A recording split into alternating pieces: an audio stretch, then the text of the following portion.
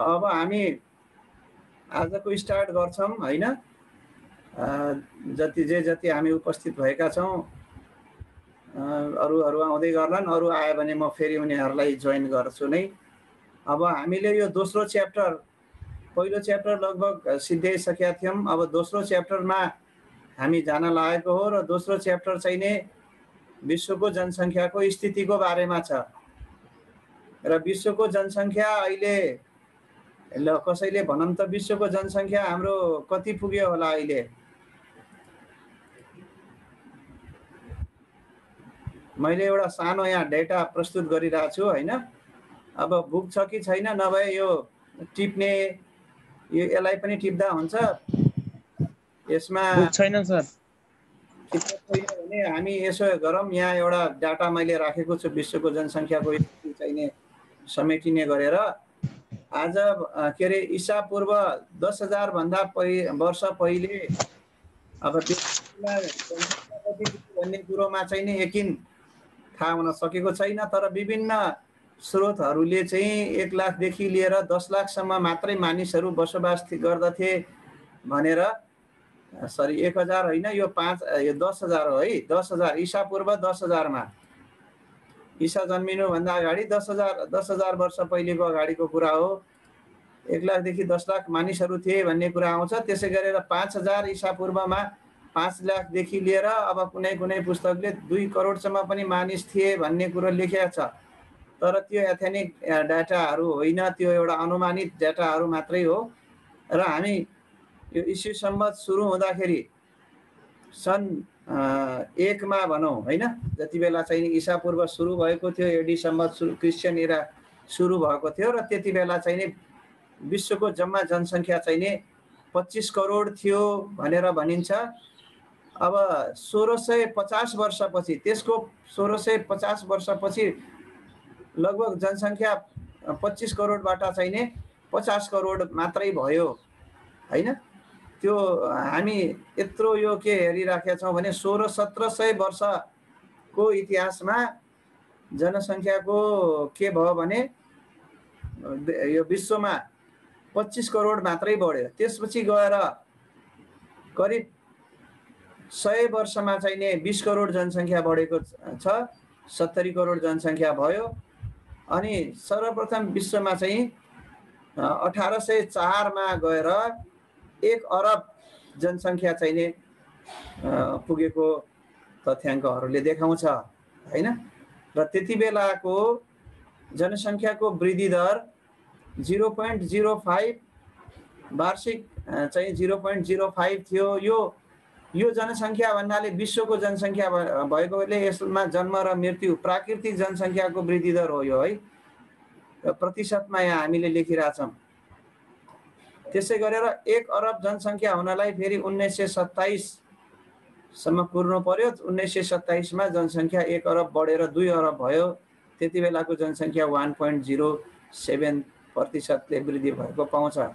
अब यहाँनिर गएर जनसङ्ख्या एकदमै तीव्र वृद्धि भएको देखिन्छ है हामीले हेर्दाखेरि। अब 1927 देखि 1960 मा नै यो 3 अरब जनसङ्ख्या पुगेको छ। त्यति बेला जनसङ्ख्याको वृद्धि 1.8% हो। र 1974 मा 4 अरब जनसङ्ख्या पुग्यो। र 1970 को दशकमा विश्वको जनसङ्ख्या अत्याधिक अहिलेसम्मको सबैभन्दा बढी चाहिने यसै अवधिमा भएको हो भन्ने अनुमान पनि गरिन्छ। यो वृद्धि दर चाहिँ 2.05% प्रति वर्ष रहेको छ। र 1987 मा आएर जनसङ्ख्या चाहिँ नि 5 अरब पुग्यो। अनि अब एकदमै छिटो अब हामीले यहाँ के हेरिरहेछौँ भने 1987 र यो 12 हैन, 12 यो के अरे यो हाम्रो लगभग 87, 10, 97, 12 वर्षको बिचमा चाहिँ नि 6 अरब जनसङ्ख्या नेपालको के विश्वको जनसङ्ख्या यसरी पुग्यो। लगभग 1.5% वार्षिक जनसङ्ख्या वृद्धि दर थियो। र सन् 2011 मा आएर पृथ्वीको जनसङ्ख्या 7 अरब पुगेको छ। त्यति बेला चाहिँ अहिलेको नै हो जस्तै जनसङ्ख्याको वार्षिक वृद्धि दर 1.2% छ। र यो सबैभन्दा पछिल्लो मैले एउटा डाटा ल्याएको छु 2016 को, त्योभन्दा पछाडिको डाटा अहिलेको राख्न सकेका छैन। अहिले चाहिँ फेरि 7.7 अर्ब 7.5 अरब चाहिने पुगेको छ भन्छ होइन। 2016 जाँदाखेरि 7 अरब 41 करोड जनसङ्ख्या चाहिने विश्वको पुगिसकेका छ है। अब यसबाट हामीले के कुरा बुझ्न पर्यो भने यो पृथ्वीको जनसङ्ख्या अहिले हाम्रो पृथ्वीको विश्वको जनसङ्ख्या 7.5 अरब चाहिने छ होइन। र यो सुरुका वर्षहरूमा धेरै सुरुका वर्षहरूमा भनौँ, सुरु भन्नाले अब मानवको इतिहासको कुरा गर्दाखेरि चाहिँ नि पहिले जनसङ्ख्या गणना गरिएको पनि थिएन। एउटा अनुमानित जनसङ्ख्या मात्रै हामीले त्यहाँ लेखेका छौँ। त्यहाँ 1000 भएको छ, यो 10,000 हो है। मैले सोच्याउँछु 10,000 भन्ने। ईसाभन्दा 10,000 वर्ष पहिले चाहिँ नि 1 लाखदेखि 10 लाखसम्म जनसङ्ख्या कतै थियो भन्ने कुरा चाहिँ नि आएको छ। त्यसपछि चाहिँ नि ईसापूर्व 5000 मा यो 5 लाखदेखि 2 करोडसम्म अनुमानित हो होइन। अब यति फ्लक्चुएसन त हुँदै हुँदैन। 5 लाखदेखि 2 करोडसम्म भन्ने एउटा अनुमान मात्रै हो। यहाँ वास्तवमा एक्चुअल डेटाहरू छैन। बरु यो चाहिँ एउटा के गरिन्छ भने यो इस्टिमेटेड हो। यो जति बेला इस्यु सम्बन्ध सुरु भयो आजभन्दा अहिले सन् 2000 कति चलिरहेछ हाम्रो 2020 होइन, 2000 के अरे लगभग 21 2020 यो के अरे 2000 वर्ष पहिले भनौँ न, 2020 वर्ष पहिले पृथ्वीमा जम्मा 25 करोड जनसङ्ख्या थियो। अब हामीले यहाँनिर के देख्छौँ भने 25 करोड जनसङ्ख्या बढ्नको लागि 1 अरब जनसङ्ख्या 25 करोडबाट 1 अरब जनसङ्ख्या हुनको लागि हामीलाई चाहिने 1800 होइन 1800 वर्ष लागेको छ। त्यति बेलाको जनसङ्ख्या 1800 वर्ष लागेको छ। र अहिले हामी 1 अरब जनसङ्ख्या बढ्नको लागि खालि हामी 12-13 वर्षमै यो पृथ्वीको चाहिने जनसङ्ख्या यो 1 अरबले नै बढ्ला जस्तो भइसक्यो होइन। अब किनभने यहाँ हामीले हेरौँ न, यो 1999 मा 6 अरब पुगेको जनसङ्ख्या सन् 2011 मा पुग्दाखेरि चाहिँ नि 7 अरब पुगिसकेको छ। अब 2000 हाम्रो यो अहिले 16 मा आएको डाटाले 7.5 अरब भनेर भनेको छ। अब 4-5 वर्ष यता आउँदाखेरि पृथ्वीको जनसङ्ख्या चाहिँ नि 8 अरब बढ्छ होइन। अब यो जनसङ्ख्या वृद्धि हुनमा के हो त भन्दाखेरि यो हामीले नेचुरल पपुलेसन ग्रोथ रेटलाई मात्रै हामीले लिएका छौँ। यहाँ माइग्रेसनका कुराहरू छैनन्। यहाँ जन्म र मृत्युको कुरो छ। म एकछिन पछि कुरा गर्नेछु यसको बारेमा, यो कसरी जनसङ्ख्या बढिराखेको बढ्छ भन्ने कुरो। अब महामारीले गर्दाखेरि जनसङ्ख्याको अहिले ग्रोथ रेटलाई अलिकता घटाउन सक्छ होला यो पेन्डेमिक कोभिडका कारणले गर्दाखेरि होइन। नत्र चाहिँ जनसङ्ख्याको अब बेसै आधार जनसङ्ख्या नै हाम्रो बढी भइसकेका छ। रिप्रोडक्टिभ एजमै मानिसहरू बढी भइसकेका छन्। अनि अर्ली म्यारिजहरूका कुराहरू छन् र हाई फर्टिलिटी रेट्सका कुराहरू छन्। ती अब मृत्युदरहरू कम भएका थिए होइन बिचमा आएर। त्यसले गर्दाखेरि चाहिँ नि विभिन्न कारणहरू छन्, ग्लोबलाइजेसन, यो डेभलपमेन्टका कुराहरू। अब यसलाई हामीले यहाँनिर एउटा ग्राफमा पनि हेर्न सक्छौँ। यो एउटा सानो यो ग्राफ मैले भेटाएको थिएँ। यो ग्राफमा यहाँ चाहिँ 1700 एडीदेखिको मात्रै कुरा गरेको छ होइन। 1804 हामीले 1 बिलियन पिपुल 1 अरब जनसङ्ख्या कहाँनिर पुग्यो त भन्दाखेरि सन् 1800 मा जाँदाखेरि विश्वको जनसङ्ख्या 1 अरब पुगेको छ है। त्यसै गरेर यो यहाँनिर 1927 मा पुग्दाखेरि 2 अरब जनसङ्ख्या पुगेको छ। यदि कसैलाई चाहिन्छ भने स्क्रिनसट लिँदा हुन्छ है यो। अनि यो 1960 मा जाँदाखेरि 3 अरब जनसङ्ख्या पुगेको छ। 4 अरब चाहिँ 1974 मा पुगेको छ। 1987 मा 5 अरब जनसङ्ख्या पुगेको छ। यो 6 अरब चाहिँ 1979 मा पुगेको छ। यो 2012 मा जाँदाखेरि 7 अरब पुगेको छ। र यो यहाँनिर एउटा प्रक्षेपण के गरिएको छ भने यही गतिमा बढ्ने हो भने हामी यो सन् 2024 मा चाहिने विश्वको जनसङ्ख्या 8 अरब पुग्नेछ र त्यसको 20 वर्षमा 9 अरब 2048 मा चाहिँ 9 अरबमा पुग्छ भनेर जनसङ्ख्याको बारेमा यहाँनिर गरिएको छ भने प्रक्षेपण एउटा अनुमान गरिएको छ।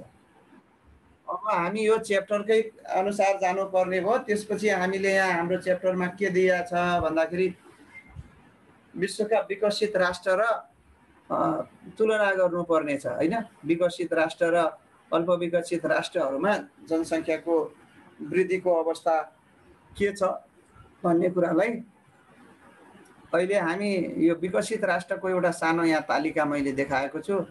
स्विजरल्यान्ड, अमेरिका, युके, बेलायत, Japan, France, Germany, Italy, Poland, Australia, New Zealand, Canada, Denmark, Norway र स्विडेन जस्ता देशहरूलाई हामीले चाहिँ नि विकसित राष्ट्रहरू अति विकसित राष्ट्रहरूमा हामीले राखेका छौँ र त्यो चाहिँ नि त्यसको अब यता जनसङ्ख्याको वृद्धि दरहरू देखाइएको छ। वार्षिक वृद्धि दर स्विजरल्यान्डमा 0.2% वार्षिकका दरले जनसङ्ख्या वृद्धि भइराखेको छ। अमेरिकामा 0.4 का दरले जनसङ्ख्या वृद्धि भइराखेको छ। युकेमा 0.3 का दरले जनसङ्ख्या वृद्धि भइराखेको छ। जापानको जनसङ्ख्या चाहिँ घट्ने क्रममा छ हैन, -0.02 देखाइरहेछ। फ्रान्समा 0.3 देखाइरहेछ। जर्मनीमा पनि जनसङ्ख्या घट्ने क्रममा छ। इटलीमा पनि जनसङ्ख्या घट्ने क्रममा छ। पोल्यान्डमा चाहिँ नि अब जनसङ्ख्या यथावत चाहिँ नि यथावतै चाहिँ नि देखाइराखेको छ। अब त्यहाँ घटबड केले गर्दाखेरि हुन्छ भने अब माइग्रेसनहरूकै कुराहरू आउन सक्छन् हैन। अब मानिसहरू त मरिरहेको हुन्छ, अनि थपिने मानिसहरू भनेको के हुन्छ भने जन्म र मृत्यु बराबर जस्तो भयो भने अब जन्मिने जति जन्म्यो त्यति नै मानिसहरू के हुन्छन् भने जन्मेर र मर्ने बित्तिकै त नेचुरल पपुलेसनको ग्रोथ रेट त 0 हुन्छ। अनि माइग्रेसनको इम्प्याक्टलाई हेर्ने हो भने आउने र जाने पनि बराबरै भयो भने अब यस्ता खालका देशहरू पनि देखिए हैन, जुन स्थिरमा बसेका छन्। अब उनीहरूको जनसङ्ख्या अगाडि नै हामीले यहाँ के हेर्छौँ भने यो 38 करोड जनसङ्ख्या हो यो है। यो युएसए को जनसङ्ख्या चाहिँ नि अमेरिकाको जनसङ्ख्या हो। यसमा चाहिँ 324 यो 10 लाखमा हामीले देखाइराखेका छौँ। 10 लाखमा यसको पछाडि 10 लाख 10 लाख करोड 10 करोड अरब 3 अरब हो यो। त्यसै गरेर चाहिँ नि यसको पछाडि 10 लाख करोड। अब हामीले 10 लाख अब यता यही तरिकाले यता अर्को हामीले यो डेभलप कन्ट्रीजहरूको सरी यो अमेरिकाको मैले कति भने यो अब यो चाहिँ नि विकसित राष्ट्रहरूको छ। यो एकपटक हामी यो विकसित राष्ट्रको पनि हेरौँ। कताको विकसित राष्ट्रको यो 10 लाखमा हो है। यो सबै देखाएको 10 लाख, यसको पछाडि चाहिँ नि 10 लाख भनेर हामीले 10 लाख करोड 10 करोड अरब हैन। अनि हामीले चाहिँ नि यो 1 अरब 37 करोड को कुरा आयो यहाँ। यो चाहिँ नि चीनको, भारतको चाहिँ नि 1 अरब 35 करोडको कुरा। अनि पाकिस्तान यो सन् 2016 को डाटा हो। पाकिस्तानमा चाहिँ नि यो कति छ भन्दाखेरि 20 करोड जनसङ्ख्या छ हैन। अब यो चीन र भारत चाहिँ 1 अरब नागेका जनसङ्ख्याहरू हुन्। अघि मैले अमेरिकाको देखाएको थिएँ, त्यसमा चाहिँ 32 करोड कति देखाएँ। अब यो बङ्गलादेशमा चाहिँ नि 1 करोड 60 लाख हो। यो श्रीलङ्काको जनसङ्ख्या यिनीहरूको कम छ हैन। कङ्गो, इथियोपिया यिनीहरूको कम छ। तर यता हामीले चाहिँ नि फेरि वार्षिक जनसङ्ख्याको वृद्धि दर हेर्ने हो भने यो वार्षिक जनसङ्ख्याको वृद्धि दर चीनमा चाहिँ नि कम छ, न्यून छ। र भारत पाकिस्तानमा सबैभन्दा बढी अहिले हाम्रो सार्क कन्ट्रीमा हामीले हेर्दाखेरि डेभलपिङ कन्ट्री विकसित राष्ट्र, यो चाहिँ नि हामीले विकसित राष्ट्रको कुरा गरेका छौँ, अल्प विकसित राष्ट्रको। यहाँ यो कङ्गोमा र चाहिँ नि पाकिस्तानमा जनसङ्ख्याको वृद्धि दर अत्याधिक छ। इथियोपियामा पनि अत्याधिक छ। किन होला त यो जनसङ्ख्या वृद्धि दर त्यहाँ बढी भएको? ल भनौँ त के कारणले हुन सक्छ यो? कसैले भनौँ त, ज्ञान बहादुरले। यो तुलना गर्नुपर्ने छ डेभलप र डेभलपिङ कन्ट्रिजहरूको बिचमा। अघि हामीले भर्खरै डेभलप कन्ट्रीको पनि हेऱ्यौँ नि, होइन? राष्ट्रको पनि हेऱ्यौँ। विकसित राष्ट्रमा के देख्यो भने यो विकसित राष्ट्रमा अब अमेरिका चाहिँ संसारकै तेस्रो हो, होइन? पहिलो चाहिँ चीनको हामीले हेऱ्यौँ, दोस्रो चाहिँ नि भारत, तेस्रो चाहिँ के आउँछ भने अमेरिका आउँछ।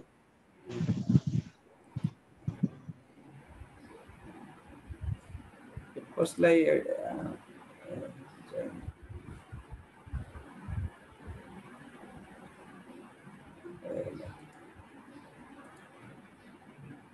अब यो तीनों अब तुलनात्मक रूपमा हामीले भन्नुपर्दाखेरि विकसित राष्ट्रहरूमा जहाँ पनि जनसङ्ख्या ऋणात्मक रूपमा गइराखेको छ, नेगेटिभमा गइसकेका देशहरू पनि छन् र 1% भन्दा कम भएका देशहरू पनि छन् र पोल्यान्ड भन्ने त झन् चाहिने न बढ्ने न घट्ने त्यतिकै वृद्धि दरमा चाहिँ कन्स्टेन्टली अगाडि बढिरहेको देशहरू पनि देखिन्छ।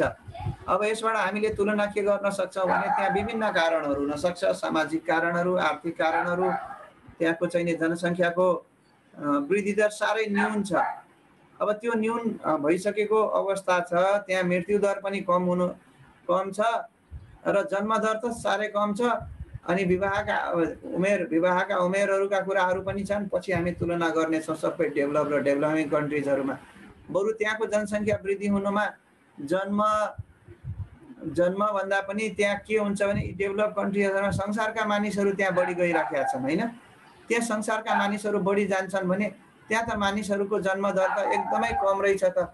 प्रति व्यक्ति चाहिने कसैले 1 भन्दा पनि कम आएको देखाउँछ पछि गएर हामी हेर्छौँ। अब यो हाम्रो चीनलाई पनि हामीले विकसित राष्ट्र चाहिँ भनेका छैनौँ, विकासमूलक राष्ट्र। चीन चाहिँ अब विकसित राष्ट्रमा जान लागिसकेका छ, होइन? तर योभन्दा अगाडि डेभलपमेन्टका इन्डिकेटर्सहरूले चीनलाई डेभलपिङ कन्ट्रिजहरूमा नै राखेका छ र चीन अरू देशहरूभन्दा चीनको स्थिति धेरै चाहिँ अब जनसङ्ख्या, अब यसको सङ्ख्या नै के भन्छ, भूगोल नै ठुलो छ संसारमा। सबभन्दा बढी जमिन अहिले चीनले ओगटेको छ, होइन? र त्यहाँ पहिले नै मान्छे जनसङ्ख्या बढी छन् र त्यहाँ त 1% मात्रै जनसङ्ख्या वृद्धि हुने बित्तिकै चाँडै नै जनसङ्ख्या चाहिँ के हुन्छ भने वृद्धि भएर जान्छ लगभग चाहिँ, होइन? र त्यसलाई हामीले त्यसैले एउटा फर्मुला छ, 75 पपुलेसन ग्रोथ रेटले डिभाइड गर्यो भने डबलिङ टाइम भनेर हामीले निकाल्न सक्छौँ। हाम्रो देशको जनसङ्ख्या कतिमा दोब्बर हुने भन्ने कुरा, यदि चाहिँ नि 1% का दरले जनसङ्ख्या वृद्धि भयो भने लगभग 70 वर्षमा चाहिँ नि जनसङ्ख्या बढ्छ, होइन? त्यसै हिसाबले अब उनीहरूले चाहिँ त्यो अब यी वार्षिक जनसङ्ख्या वृद्धि बढी भएका र कम भएका देशहरू चाहिँ नि हामीले तुलना गर्ने हो। र डेभलपिङ कन्ट्रिजमा सबैभन्दा राम्रो इन्डिकेटर के देखियो भने दक्षिण कोरियाको देखियो, विकसित राष्ट्रहरूसँग जस्तै देखियो। चीनको पनि विकसित राष्ट्रहरू सरह देखियो। भारत, पाकिस्तान, अनि श्रीलङ्का, अफ्रिका, कङ्गो, इथियोपिया, कङ्गोहरू चाहिँ एकदमै सामाजिक र आर्थिक रूपले चाहिँ यो सबैभन्दा, होइन, कम न्यून विकसित राष्ट्रहरू हुन्। यिनीहरूको चाहिँ नि जनसङ्ख्या वृद्धि दर पनि धेरै छ। अब जनसङ्ख्या वृद्धि ल हामी त्यो देशको विकासलाई पनि हामी तुलना गर्न सक्छौँ। यो हाम्रो च्याप्टरको उद्देश्य थियो कि दुईटा विकसित राष्ट्र र विकासमूलक राष्ट्रहरूमा जनसङ्ख्याको अवस्था के छ तुलना हामीले गर्ने हो, होइन? र यसो हामीले के देख्यौँ त, यो दुईटाबाट के देख्यौँ भने विकसित राष्ट्रहरूमा जनसङ्ख्या बढी भए तापनि उनीहरू चाहिँ नि एउटा निश्चित थ्रेसहोल्ड वृद्धि दरलाई उनीहरूले नियन्त्रण गरिसकेका छन्, होइन? उनीहरूका जनसङ्ख्याहरू कम हुँदै गइराखेको छ भने संसारमा यो अमेरिका बाहेक, अमेरिका र जापान बाहेक, होइन? अब यहाँ यो युएसए को जनसङ्ख्या पनि धेरै नै छ। यसलाई अब हामीले चाहिँ नि 32 करोड भन्छौँ। यो 32 करोड जनसङ्ख्या हो यो, है, 32 करोड। अनि यो लाखमा छ, है? यो यसलाई स्क्रिनसट लिन आउँछ सर, लगिसके। यो बुकबाटै हो मैले चाहिँ गरेको यो, यसबाट तिमीले यो तयारी गर। अनि अर्को अब यो मैले आज पढाउन यो दुईटा कुरालाई मैले बढी फोकस गर्न खोजेका थिएँ होइन। अनि संसारमा हजुर सर। अर्को एउटा डेमोग्राफिक ट्रान्जिसन थ्योरी पछि पनि म पढाउँछु। यो जनसङ्ख्या वृद्धि कसरी चाहिँ नि भयो र मृत्युदर कसरी भयो यो हेरौँ। यो सुरुमा जति बेला जनसङ्ख्या एकदमै न्यून हामीले हेरेका छौँ, 1600 वर्षमा 1 अरब जनसङ्ख्या बढिरहेछ। त्यति बेला के थियो भने जन्मदर पनि उति, मृत्युदर पनि के छ, उति नै छ। देखिरहेछौ यो चित्र देखिरहेछ। हजुर सर, यो देखिरहेको छु। कर्व हो। यो कर्वले यसरी यो माथिबाट घटेको चाहिँ नि यो घट्यो भन्दाखेरि जन्मदर घटेको देखाउँछ। यो तल्लो कर्वले के गर्छ भन्दाखेरि मृत्युदरलाई घटेको मृत्यु दर। अब संसारमा पहिले चाहिँ नि किन त्यत्रो 1600 वर्षसम्म 1 अरब मात्रै जनसङ्ख्या बढ्यो त? अहिले चाहिँ नि 20 वर्षमा 1 अरब जनसङ्ख्या किन बढ्न लाग्यो भन्दाखेरि एक त पहिला जनसङ्ख्याको आधार थोरै मानिसहरूका चाहिँ प्रतिशतहरूले होइन, जन्मिँदा जति 2% 4% बढ्यो भने पनि त्यसले खासै असर पार्दैन। तर अहिले त 7 अरबमा 1% भने पनि धेरै हो। एउटा त्यो पनि कारण हो भने त्यतिखेर अर्को कारण पनि के हो भन्दाखेरि बर्थ रेट र डेथ रेट धेरै समयसम्म यसरी चाहिँ नि कन्स्टेन्टली गएको छ कि यो दुइटै बराबरी गएको छ। पछि गएर डेथ रेट चाहिँ यसरी यो घट्दै घटेन, यो धेरै समयसम्म घटेन र पछि अचानक आएर चाहिँ नि घट्यो। यो यसरी घटेको हामी यहाँ देख्छौँ होइन। अब यो घटेर तल आएको यो बर्थ रेट चाहिँ यो माथि गएको होइन कि बर्थ रेट यो कता आएको छ, यो तल्लो कर्वमा आयो। र यो अनि यो डेथ रेट भन्छ, मृत्यु दर पनि चट्टै यहाँनिरबाट एकैचोटि घटेर अनि कन्स्टेन्ट अब स्थिर रहिरहेछ अहिले चाहिँ। र स्थिर रहेर अब कुनै कुनै देशहरूले जन्मनुभन्दा मर्ने सङ्ख्याहरू के देखिरहेछ, बढी देखिरहेछ। अब अहिले कोभिडकै कारणले पनि हामी यो ग्राफलाई अझ के देख्न सक्छौँ भने कोभिडले जति मानिसहरू चाहिँ जन्मिन्छन् त्यो देशहरूमा त मर्नेको सङ्ख्या बढी देखिने अवस्था आइसकेको छ। भयावह स्थिति यसलाई हामी भन्न पनि सक्छौँ। यसले गर्दाखेरि भोलि जनसङ्ख्यामा कुनै सङ्क्रमण ल्याउन सक्छ। र यो बिचमा हामीले पहिला भनेको थियो नि 1970 को दशकमा एकदमै हत्तै जनसङ्ख्या बढ्यो, त्यसलाई नेचुरल इन्क्रिज भनेर भन्छौँ। त्यो नेचुरल इन्क्रिज यो ग्यापले देखाउँछ। यो बिचमा जुन ग्याप छ नि यो यो यो यो चाहिँ नि हाम्रो डेथ रेट, यो चाहिँ नि बर्थ रेट होइन, यो चाहिँ नि बर्थ रेट, यो दुईटाको फरक भनेको यही हो चाहिँ नि जनसङ्ख्याको वृद्धि दर बढी हुने, जसलाई डेमोग्राफिक ट्रान्जिसन थ्योरीले देखाउँछ। र यो प्राय एउटा थ्योरी हो जुन सबै देशमा लागू नहुन पनि सक्छ। तर यो डेभलपमेन्ट युरोपको चाहिँ नि इतिहासबाट यो कुरालाई चाहिँ नि लिएको हो भन्ने कुरा छ होइन। र मैले लगभग सानो एउटा आज यो पढाउन खोजेको के थियो भने विश्वको जनसङ्ख्याको अवस्था के छ होइन। यो तपाईँहरूलाई यो इम्पोर्टेन्ट छ। अनि यो इम्पोर्टेन्ट भन्दा पनि यो ग्राफ अझ झन् इम्पोर्टेन्ट छ। यो ग्राफको स्क्रिन लिए हुन्छ किन पछि हामीलाई याद गर्न पनि सजिलो हुन्छ। 1804 मा 1 अरब, अनि 1927 मा 2 अरब, 3 अरब, 4 अरब कहिले पुग्यो, 5 कहिले पुग्यो, 7 कहिले पुग्यो। अब योभन्दा माथि त नजाने, किनभने अब अहिले योभन्दा माथिको अनुमानित प्रोजेक्सन गरेको मात्रै हो। त्यति